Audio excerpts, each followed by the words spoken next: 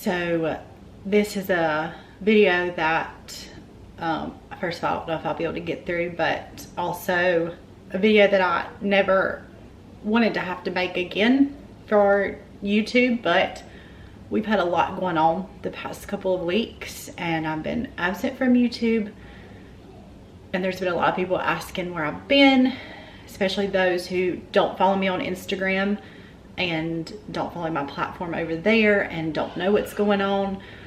I posted a couple updates here in the community tab. I posted a little YouTube short just telling y'all what was going on and explaining my absence, and I don't even know when this video is going to go up, but I feel like I want to sit down and go ahead and tell y'all some of what's been going on the past couple weeks and a life update. Also, this video talks about pregnancy loss. So if that triggers you, you're welcome to click off, and hopefully my next video after this will be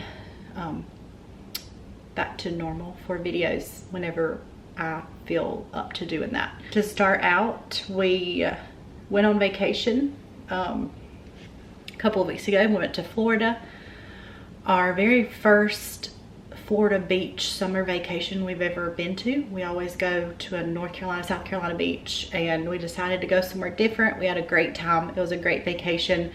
I took that whole week off and was thinking I'll take the whole week off and then I'll be back to YouTube, back to my work stuff the next week. We spent a week in Florida, had a great time, and got home and I decided I haven't checked the baby in a week. We left on a Saturday and I checked with my Doppler Friday night before we left. It was either Friday night or Saturday morning. I think it was Friday night. It may have been Saturday morning. Either Friday night or Saturday morning before we left. And I brought my Doppler with me to vacation, but I never felt the need to use it. I felt great the whole time. And so I decided I just never picked it up to use it. But once I got home, I was like, it's been a week. Let's, make sure things are okay. And a little bit of a backstory with my Doppler that I have. I have a home Doppler that checks the baby's heartbeat. I've had it since Delaney. I've had the Doppler for almost 10 years and I feel really experienced with the Doppler. I know what I'm doing with it. I've never had a problem finding it with any of my babies. Even if I had to come back a couple hours later and try again, I've always had success with it. So Saturday night, once we got home from Florida, I tried to find our baby's heartbeat and couldn't find it. And at that point I wasn't too worried about it because I said, I'm gonna go take a bath. I'm gonna give it a couple hours and I'll find it later. Baby's probably just hiding in there. Still couldn't find it a few hours later. And at that point I was worried, but I thought I'm gonna sleep it off and I'll find it in the morning. The next morning rolled around and still couldn't find our baby's heartbeat. And I knew, I didn't want to think it, but I knew something seemed off. And I really wanted to think that baby was just hiding. My placenta was in the way, which I knew that could be a possibility, but I also knew I've never had that problem, and I've had an anterior placenta before. Even then I've never had the problem. I've always been able to find it, even like a faint, I've been able to find something. Ethan and I actually had a doctor's appointment the next day that I had planned on waiting to go, which was I had every intention of just waiting because it was the next day, but we went to church Sunday morning and then decided after church, you know what, for our peace of mind, let's just go get a quick ultrasound. Let's just go get checked out. It won't take long, just to be sure. And I'm so glad that we decided to do that because Ethan was with me. And if I would have waited till my doctor's appointment the next day, he would have probably not came and he would have went to work. And we got to the ER. They did one ultrasound. It was with a doctor in the ER. It's not an OB or anything like that. No specialty in ultrasounds or anything. And he was like, I feel like I see a faint heartbeat, but let me let me get you an official ultrasound. So they got that scheduled probably 30 minutes later, and we went in there. And while we were waiting on the ultrasound, we were waiting in like the little waiting area for the ultrasound tech to come in, started having very frequent Braxton Hicks contractions. And when I started having those, it was another gut feeling that I didn't feel like something was right. And so the ultrasound tech came in and did an ultrasound on our baby, and I knew right away that things were not okay. We saw a perfect baby on the ultrasound, but our baby wasn't moving. Where I always see that heartbeat, you can see it so clearly on an ultrasound, I didn't see that. So she took her images that she needed and she cut off the screen and said, I can't tell you anything, but I'm gonna bring you back to your room. And at that point, I didn't need a doctor to tell me. I knew exactly what was going on.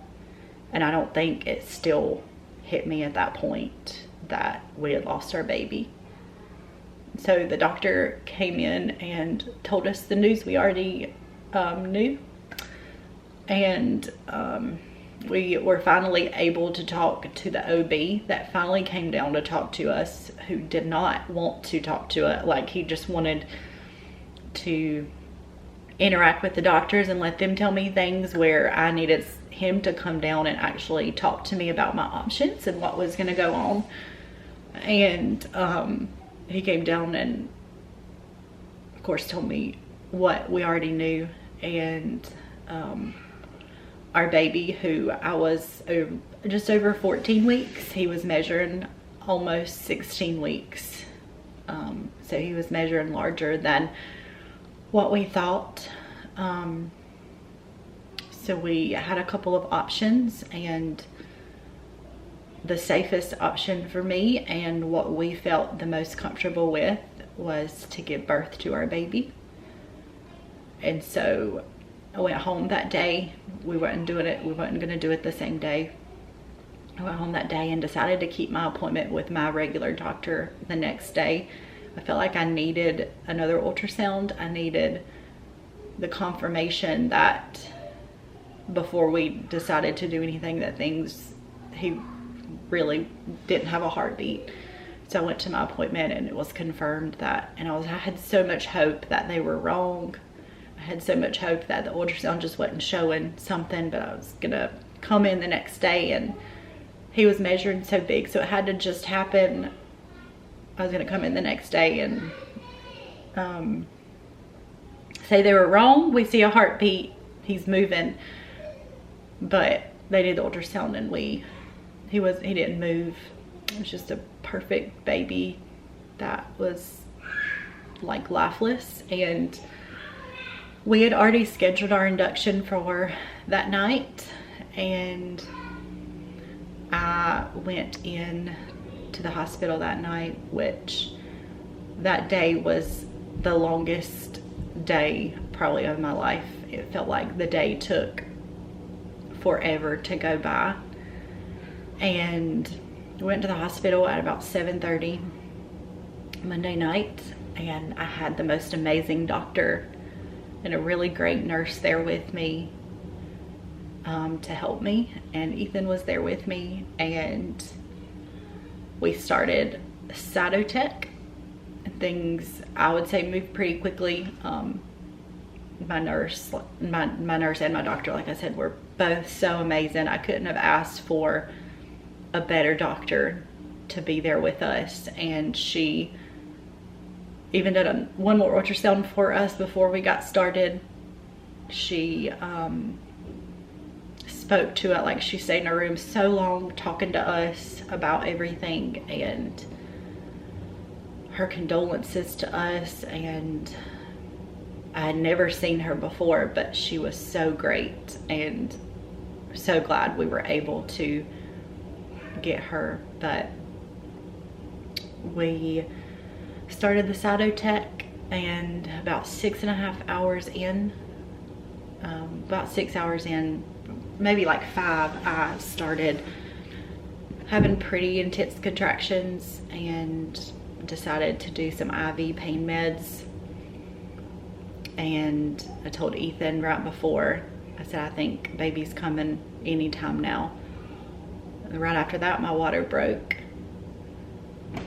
And so the doctor came back in. She said, I'm gonna check you and just see where you're at. And she checked me. And she said, I just wanna let you know whenever I take my hand out, I think the baby's gonna come too. And I want you to be prepared for that. And if y'all don't know our story, we've been through this with 4 other babies. Such a similar experience. We delivered our quads at 17 weeks. And so she took her hand out and I could feel the baby came right after that. And she told us, because we didn't know at this point, she told us our baby is a boy. And we were gonna wait till the birth to find out what our baby was. And he was a perfect baby boy.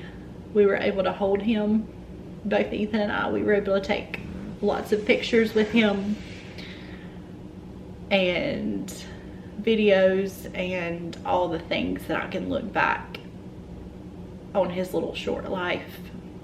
All the pictures, pregnant. I had the opportunity to be able to give birth to him, which is exactly what I wanted. I knew at the gestational age he was, I knew that he would have been a perfect baby. 10 fingers, 10 toes, just very small. He was so perfect. With the help of our girls, we named him Cole. His name is Cole and he's in heaven, and we absolutely believe he is in Jesus's arms. He's with his brothers and sisters, and we know that we'll see him again one day. And the grief still is just over a week later, but it feels so heavy. And I never wanted to experience this again. I also knew I couldn't come back to YouTube whenever I'm ready to do that and whenever this video goes out without sharing his story and without sharing an update, because I've talked so much about the pregnancy so far, and his life is celebrated. We made arrangements for him just privately with us, and he was so perfect. He was like the most perfect tiny little baby, and the grief has been really tough. We've had the most amazing support system from people we know, family, our church, and then people we don't know. So many of you have reached out with your stories, reached out with your thoughts and prayers and condolences, and just so much encouragement to me that there's so much of this process that I feel so alone in. This last week and a half or so, I've felt really lonely, but I know there's thousands of people that have reached out to me that I know I'm not lonely, but when you're the one going through it in the moment, it feels really lonely. And I'm thankful that we didn't come home to an empty home like we did 10 years ago with our quads. We came home to our babies and our 4 kids we have here. And that brought a lot of comfort to me this time. Not having to come home to an empty house with just Ethan and I. I had to share his story. I know it's very raw and real.